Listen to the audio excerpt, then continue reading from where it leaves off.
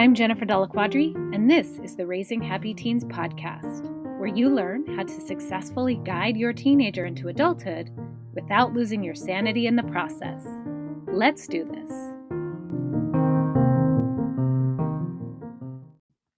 Welcome back to the show. In this episode, I invited marriage coach Michelle Purta on to discuss the challenges of raising teenagers while maintaining a happy and healthy marriage. We talked about the importance of effective communication and healthy conflict resolution, and also how to prioritize your marriage so you can stay connected during this unpredictable phase of parenting.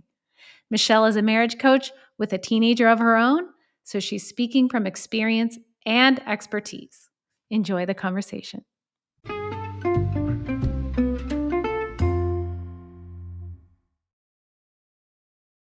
All right, let's get started. I am so excited to have my guest here today, Michelle Purta. She is going to talk a lot about marriage and how to have a harmonious relationship with your spouse while raising teenagers. So let me just have you take a few moments here, Michelle, and introduce yourself. Hi, everyone. Thank you so much for having me, Jennifer. I'm so excited.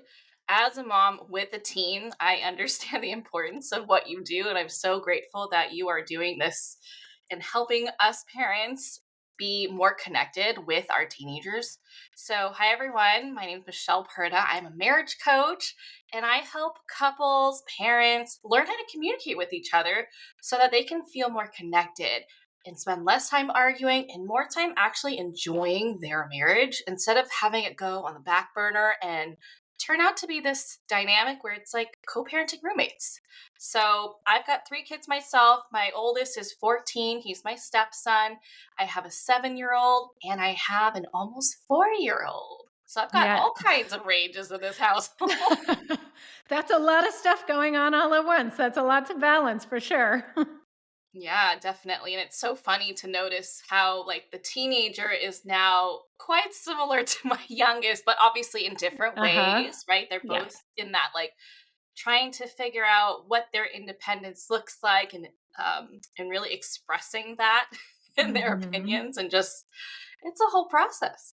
Yeah. Yeah, I know. Raising any age can be challenging, but I can imagine having a toddler and a teenager at the same time has its own level of challenges. For sure, for sure. But, it's all a really great growth opportunity. I don't always see it that way, especially in the moment, but looking Mhm. back, I can't believe how much I've grown as a person just by Mhm. having kids. It's very humbling. Yeah. Yeah. Yeah. One of the things that you mentioned that really intrigues me is not putting your marriage on the back burner Mm, because as we know, whatever age our kids are, they can become the primary focus, especially if you're, really an involved parent. And a lot of the parents that I work with, they want to have a connected relationship with each other, but there's things that really get in the way. So it's not for lack of desire of connecting and having that same love and harmonium, I guess is the word that you had before the kids entered the picture. So I'm curious to know the people who come to you, what is it that you see the biggest challenges that they're having in their marriage? definitely communication, right? A lot of us, myself included, did not grow up with a healthy example of what healthy communication looked like. And Mm. so we grow up and assume that the way we communicate is just the way it is, and that's how everyone else does it. And then you go meet people in different circles. And you're like, wait a minute, you communicate way differently. And all of a sudden, it feels really hard to feel understood and you're constantly experiencing misunderstandings unless you decide to take on that invitation to grow as a communicator and really Mhm. humble your ego and say, okay, maybe the way I've been communicating can be improved. Maybe I don't have it together here, right? So you're shifting away from this is the way I am, take it or leave it, to, huh, something about this isn't working. Let's work together to figure it out so that we can understand each other better, work together as partners, and get through conflict feeling more connected on the other side. Because while conflict is inevitable, arguing is completely optional. Mhm. Okay. And depending on how you grew up, who you surrounded yourself with, you might think arguing once you're married is like a given. This is just Mhm. how we communicate. Obviously, you're going to disagree, right? That's just going to happen with any person. You might even disagree with yourself if you're married to yourself, right? But just because you have a disagreement doesn't mean it has to escalate into like this World War V in your home and leave you feeling like you are further apart as a couple rather than it's strengthening the foundation of you two as a couple, right? The goal of conflict is to come out stronger as a couple, not to fight against each other and have it be a win lose situation. It can be possible for it to be a win win solution. And so that's the biggest thing that comes up with couples of that I've worked with is understanding, hey, there's growth needed here on both sides. A lot of times one spouse is like, well, if they would just do this, if they would just do that. And in essence, they're saying, if only they were more like me, Okay. right? And when I've we do that, when we set those expectations, which we do for our teenagers as well, Mhm. right? Why can't why couldn't you have made this choice? Why weren't you thinking this? What were you thinking? All those expectations and let's call it what it is, judgment, that's what creates conflict and friction and a feeling of a lack of safety in the relationship. Everything that you're saying, I'm hearing so clearly applies to parenting as well. Mhm. And I know that that's why you and I really connected and wanted to collaborate here because there's so much overlap and the lack of communication so often like you said is at the heart of the disharmony in the relationship. And it's almost mind-blowing to some people that there is a possibility to have a conflict and not have an argument. And one of the things you said that is so important to recognize is that it's not because you have done something wrong, it's because this is what you know. And there's two people who have grown up their whole lives understanding like this is how things work. They've seen it through their parents or through other people in their relationships that this is just how relationships work and they don't know any different. But what you said that is so important to recognize is that it's the awareness of something is off here, something doesn't feel right, and the willingness to look at what part am I playing in this and what can be shifted. Yeah. So that I love that you said that and just planting the seed that you can have a conflict in your marriage and come out stronger on the other side. Yeah, it's a growth opportunity, right? You hit up against a bump, you're like, "Oh, we have different perspectives on this. Mhm. We can learn more about each other in this situation instead of, oh, I need to convince you to believe that I am right. I need to fight you so that you can come over to my side, right? But in a relationship, you can either have the ability to feel right or you can have the right relationship. Not to say that you need to be a doormat and just say, okay, I'm going to just agree with everything you say. That has its own issues. Okay. Mhm. That breeds internal resentment within you when you're not upfront about how you're feeling and what you need and you just stay silent.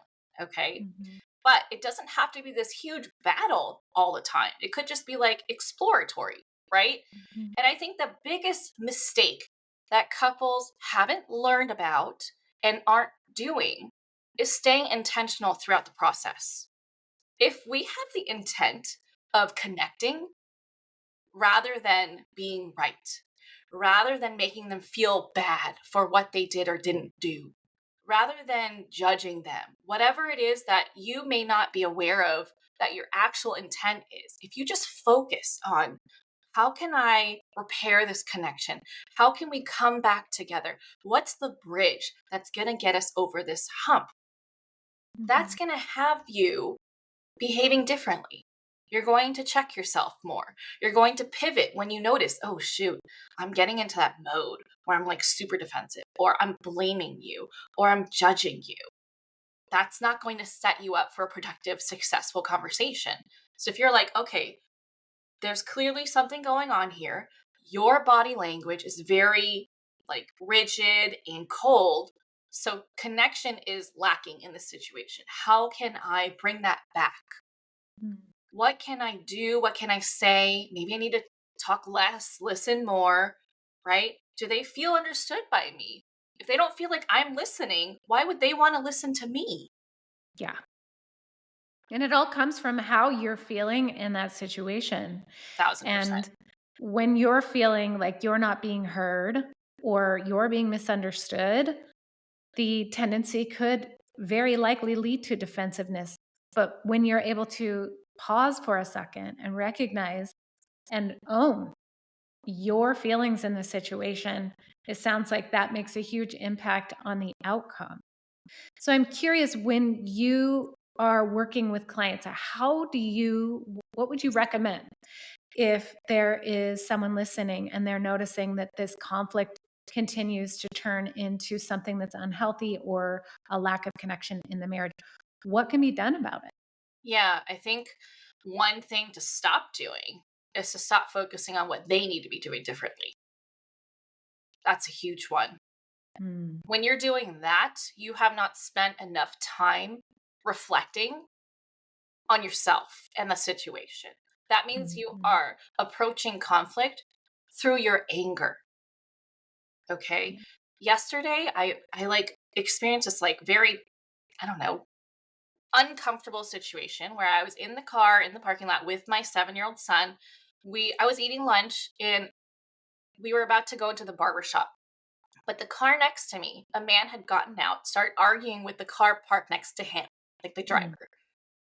And they got into it. I have no idea what they were arguing about, but all of a sudden, the driver next to me started just hurling bottles into mm. that car, hitting the car, yelling at the driver, and then drove off, came back with one of those like fast food cups. So Yeah, like if you throw it, it's going to open up and spill everywhere. right. Threw that at the car as well. And then the driver who had the stuff thrown at their car got into their car and started following them. Oh. A lot of emotions are going on. When Mhm. we act from our emotions, we don't always make the best decisions Isn't that the truth?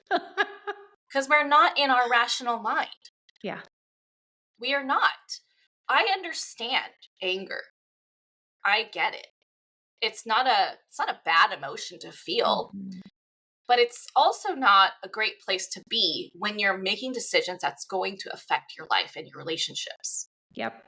So if you're going to approach conflict really upset, really angry, ready to point the finger, ready to make them feel how you feel, right? Like I can get like that. I want to make them, Mhm. hey, I need you to know what you did wrong. Right. I can totally get that way. But when we do that, you're already walking into a failed conversation, Yes. That's right. right? That's such a good reminder in all relationship dynamics Hmm. beyond marriage. And it makes me think about how if someone is able to pause and turn things around and look at the part that they're playing and the emotions that they're feeling in their marriage, in their one of their primary relationships, how that could transfer and would transfer to all other relationships. So, if you are noticing these dynamics with your partner, it's likely those same dynamics are showing up in your relationship with your kids and with your teen, or the people you work with, or other family members or friends. It's that same habit and tendency that just shows up over and over. So, being willing to turn that finger around that you're pointing at the other person and point it back at yourself and get curious with it. So it sounds like that works. Like that is a good first step. Anything else you would recommend? I would also recommend getting to know yourself really, really, really well. As Mhm. uncomfortable as it is, as quote unquote how unconventional it is, right? I don't feel like a lot of us, especially our generation, we were not taught to be reflective. We were not taught to validate our emotions. We were not even shown validation. We were Mhm. told to just be seen and not heard, Mhm. only express appropriate, comfortable emotions to other people. And so now we're in this stage where, like, we don't want to do that to our kids. Mhm. But also, no one taught us. We're all self taught if we get to that point where we realize we need to teach ourselves. Yeah. Right. And so I think the biggest thing and the most rewarding thing that we can do is understand our emotions, Mhm. understand what they're communicating with us, understand what they mean, how to process them, how to regulate ourselves so that we can then have the capacity to hold whatever emotions our partner is expressing in the moment, our kids are expressing in the moment. Because when we're full of emotions, the jar is full. We don't have room for anybody else's quote unquote nonsense. And so Mhm. then we lose it a lot faster. We Yeah. become more reactive. We're not supportive. We're not listening. We're just thinking about, how does this affect me? What are you saying about me? And we're being very self absorbed in that Mhm. scenario. But when we take time to reflect, we understand our emotions and we become emotionally resilient. Yeah. And we go into the conversation knowing how we feel, what we need, what we want, what part we played in it, and we take complete ownership, right? Taking personal responsibility. Mhm. Then we are much more grounded and we have the capacity to hear them out fully, to be inquisitive about their experience and let them feel like we are truly here to do the repair work, to listen, to work together. And even when they say something that might be offensive to us, we have the capacity to question, what did you mean by that? Instead Mhm. of just quickly make assumptions about what they meant and run with it. And that's when you have that interaction where it's like a ping pong ball going back and forth, Yeah. where you're like, oh, well, you did this. Oh, well, you did that. And then it becomes super unproductive. And you're not even Mhm. talking about what really matters. You're not solving the issue. You're not coming together and repairing the relationship. Now you're just hurling, you know, pain with each other back and forth, and then what? You get exhausted and then it just gets put on the shelf only for it to be brought back out at a later time. And the one Mhm. thing that I've always found fascinating about life and relationships is that we will continue to be dealt the same lesson until we learn it. Yes. Life is a mirror. So if you're like, why does this keep happening to me? Open your eyes. There's a reason. Yeah. Okay? Because I myself had to work through a lot of anger issues.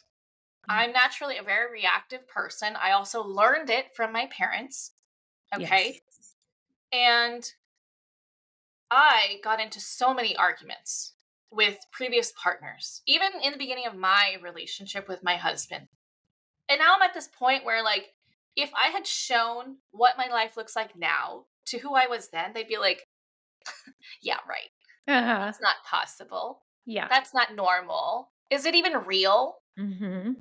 But it is real. My Yeah. husband and I rarely ever fight. I'm not even saying like once a month, maybe once a year. Mhm. Right. We disagree, right? We might have passionate conversations, but there's always respect. There's always compassion. There's always openness, vulnerability, and we always come out of it stronger. Yeah. So our emotional intimacy grows through that. And then that Right. translates to even greater physical intimacy, which is, I mean, who can get mad at that? Absolutely. It's a great byproduct. It's something that again strengthens the marriage. Yeah. And I love to hear this because the clients that come to me and my audience, they're wanting to be the change maker. They're wanting to change the way they parent. And that can really begin with changing the way they handle their marriage, the way that they communicate with their partner. And they're really setting a precedent when the communication is really healthy. They're teaching their kids how to have a healthy relationship. So it goes deeper than just, I want to have a better connection with my partner. It's also, I'm setting a really great example for my kids of how to have a healthy relationship, what it takes. And it's not just ease and ignoring, it's being willing to step into the discomfort and have those uncomfortable conversations because they need to be had. They need to be brought out into the open. So, if let's say someone's listening, they're recognizing this dynamic and either are working on it or wanting to work on it and having better communication. Better communication to me is only part of the puzzle. You can have fantastic communication, but still not feel connected. How can two people in a marriage, with all of the craziness that happens with parenting kids, still really feel a strong bond and just a love of spending time together and being together? What would you advise they could do there? Yeah, this is such a natural transition that a lot of parents go through because biologically, once the kids are out, our singular focus is on them, Mhm. right? They need us for survival, literally. Mhm. But a lot of parents, what they don't do is they come out of that transition. Mhm. As the kids age, we keep coming up with reasons why we don't have time. And we Yeah. keep making commitments to things that take our energy away.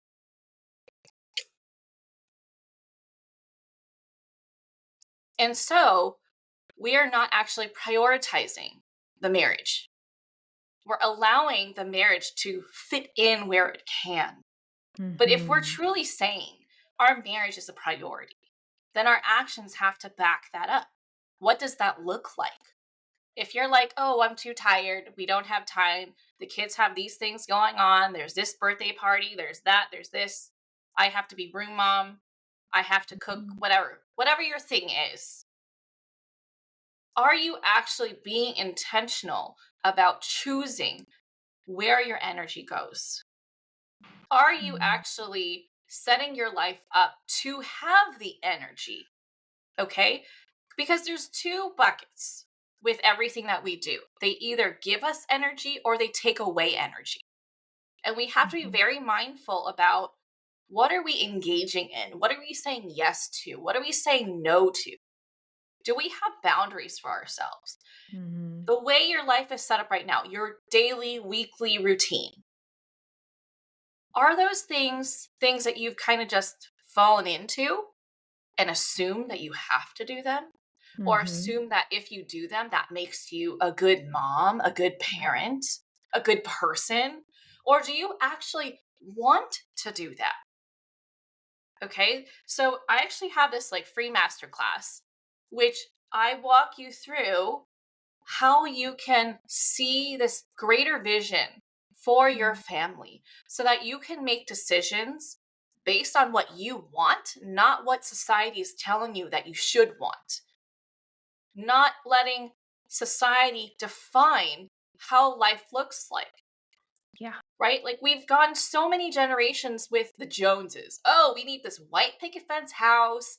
We need to have, however many kids, and this is Yeah. what life looks like. This is what my house looks like. And, to a certain extent, social media kind of made that worse because we have more people to compare Yes. to.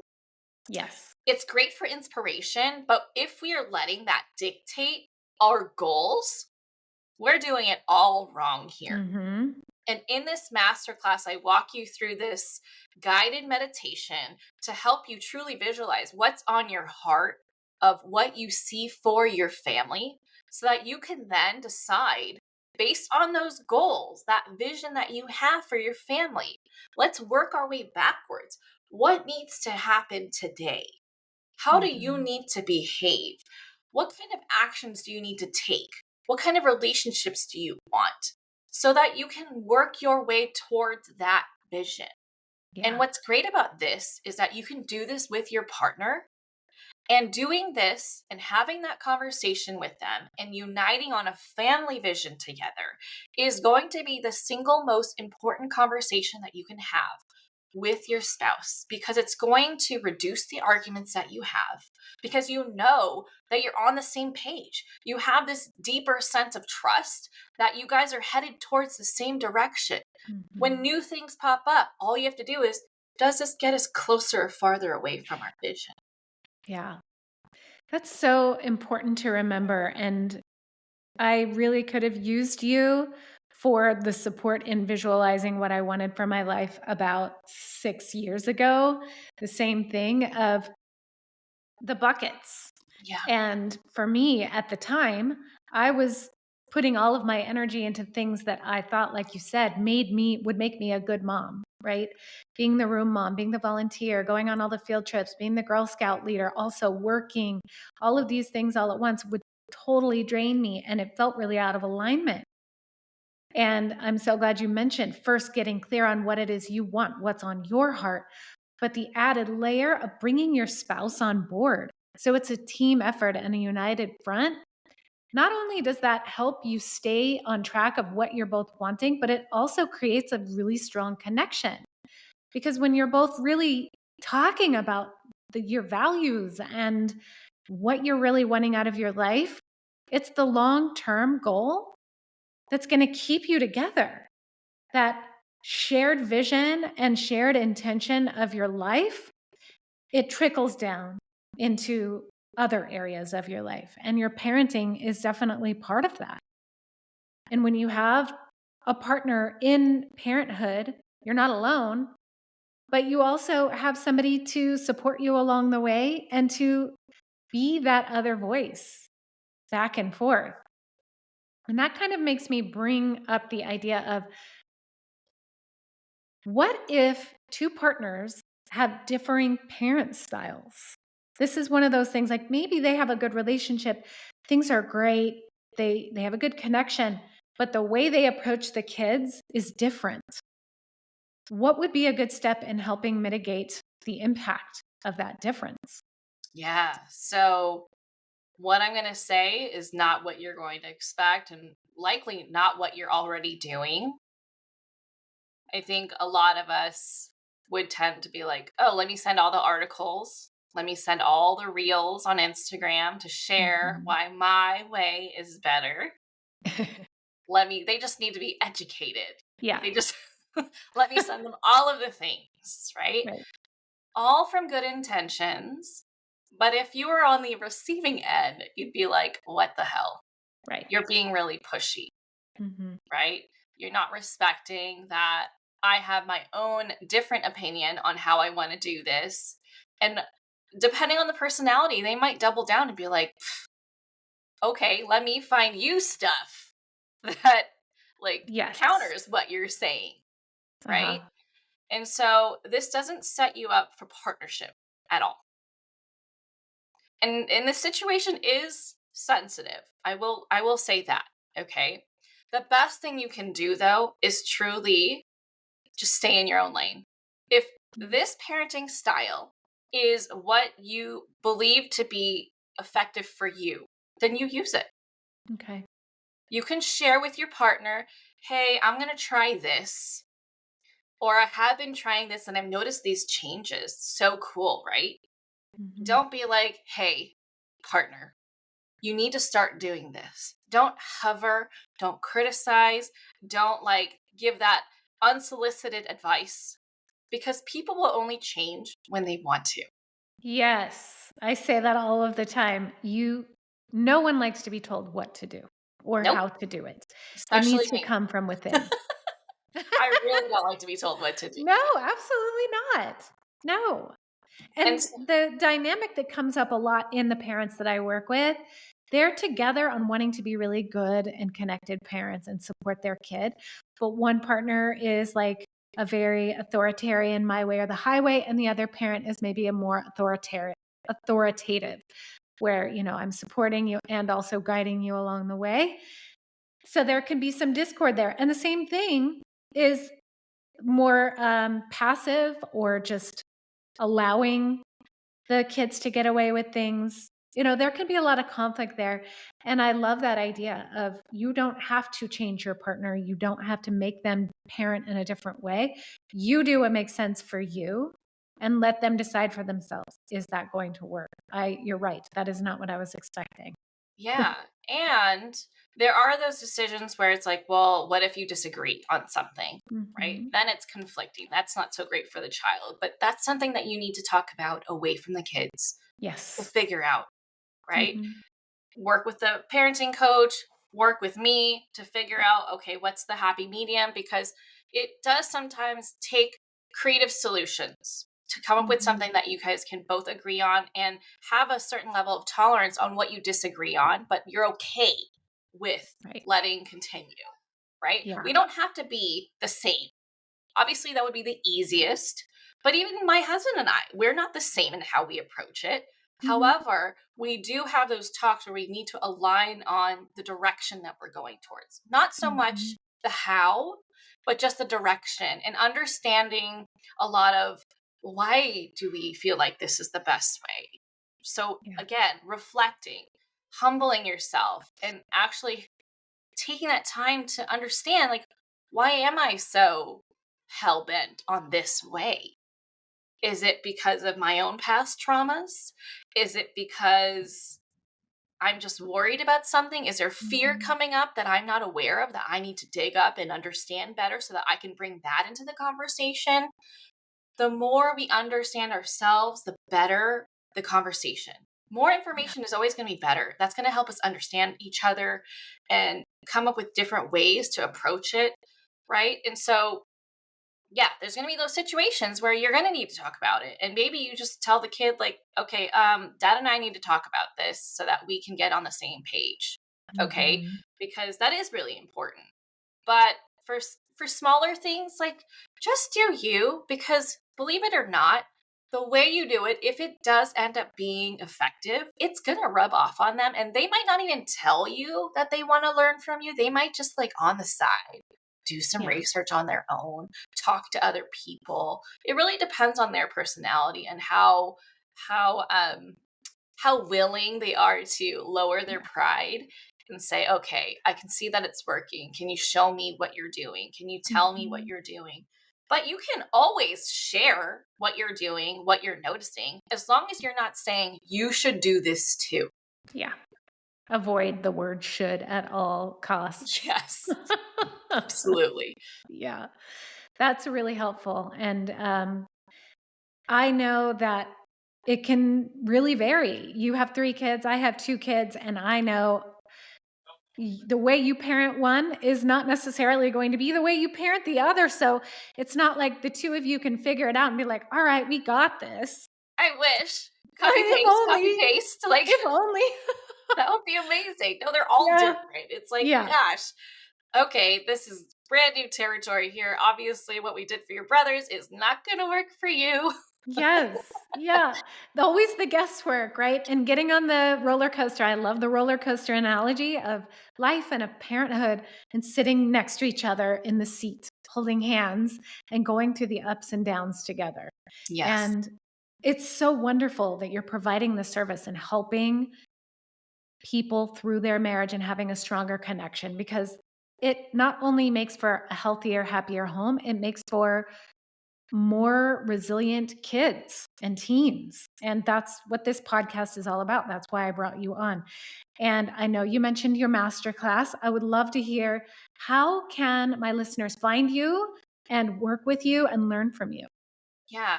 Actually, I wanted to add one more thing before I Absolutely. just thought of this. Um, so, when it comes to having different parenting styles, usually the issue is one is calmer and more pragmatic about things, and the other is more emotional and reactive. Yes. Another effective way is to check in with your partner if they're the reactive one. Hey, are you doing okay? I know that was tough. You seem to, like, Mm. get really upset about that, and let them give them their space. Okay? Because a lot of times when parents have these more I'll say it, like adult tantrums when their kids are not doing what they're supposed to be doing or reacting really strongly, it can be triggering. Mhm. And so perhaps your partner didn't have that space held for them when they were younger. And so when their kids doing it, it's like very triggering. Like, you don't get to do that. We're not supposed to do that. It's dangerous for us to do that. We're going to get hit. We're going to get yelled at. We're going to get, put in timeout, made to be alone in our room, or we're not going to, get treats, whatever happened in their childhood. And so we also have to honor their experience. Even though we might think that the approach wasn't effective, we have to separate the two because obviously they're lashing out because they are struggling. Yeah. And the more we work on our own emotions, the more we can recognize when other people are struggling and not just trying to be mean, not trying to put people in their place, but rather they are struggling. They're Yeah. triggered. And for whatever their best reason is, their good reason, they are choosing this way. Or they're just going into autopilot because their mind is overwhelmed and they're just going into that fight or flight mode and it's coming out in their parenting. And Yeah. so there's a lot to it. It's not just, wow, you're such a jerk. Don't you love your kids? Easy Right. to say, easy to cast that judgment. And I understand. But remember who your partner is at their heart and support them with their experience. Not saying you have to say, oh, yeah, they should have listened or you were right. You can just be there for them as a Mm. person and talk through things. And if they ask for advice, then you can give it. But if they're not, just hold space. Yeah. It takes the blame out of it and Totally. starts with compassion for yourself and for your partner because you're Yes. both triggered by different things. And you're right. It is so important to be able to have compassion for whatever came up for them, even if the result and their reaction was something that triggered you or that you thought was not a great way to handle things, but to be reflective with them. I'm here for you. That was a lot. Yeah. How can I support you? And that's the same thing that comes up when I'm helping my parents work with their teens. Yep. Instead of judging and blaming, getting curious and having compassion for. Because we're Absolutely. all walking through life with stories and experiences that impact how we show up and what we do. And the biggest triggers are can be the people that we love the most. Usually. Yeah. Yeah, most of the time. Yeah. Yeah.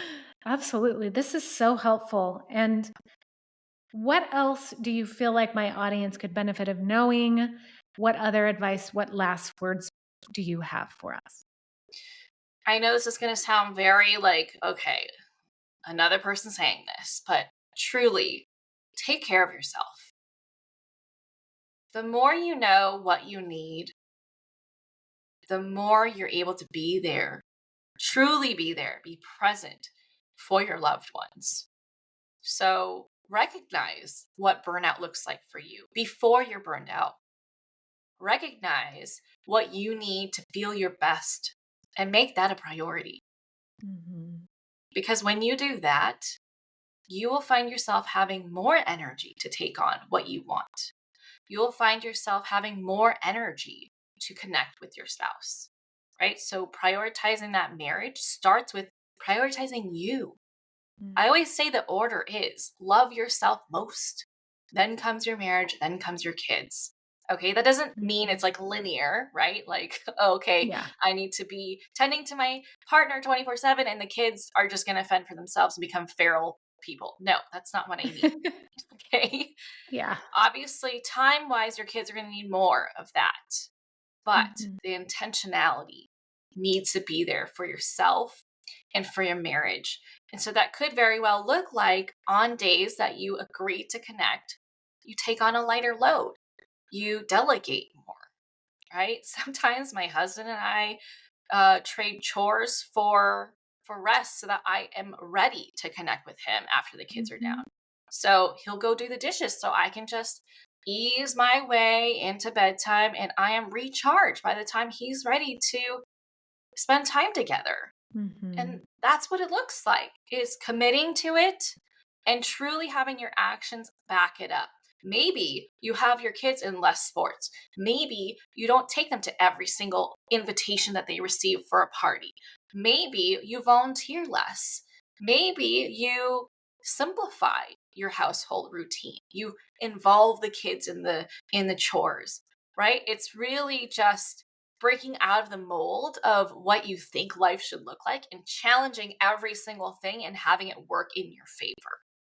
Yeah, such a great reminder for marriage and for life Mhm. to find that balance and put yourself first. I know a lot Yes. of parents put themselves last. Mhm.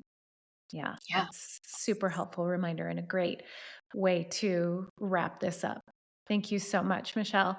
Tell me how my listeners can find you and learn from you and join your masterclass.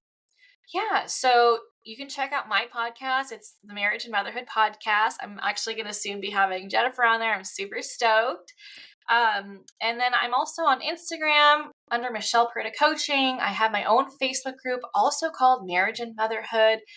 And I would love to connect with you. Let me know that you found me from the show so we can connect and talk about what your takeaways from this episode was. I would love to get to know you, connect with you, and understand how I can support you. And And the we masterclass,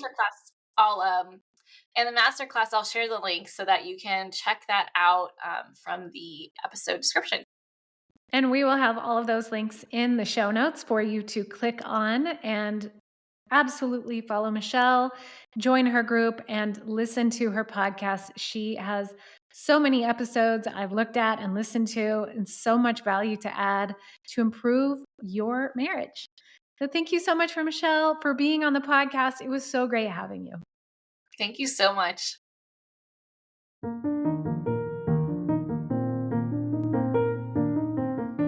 If you liked this episode, I'd like to invite you to join Raising Happy Teens, my free online community for parents of teenagers, where every week I host Ask a Coach.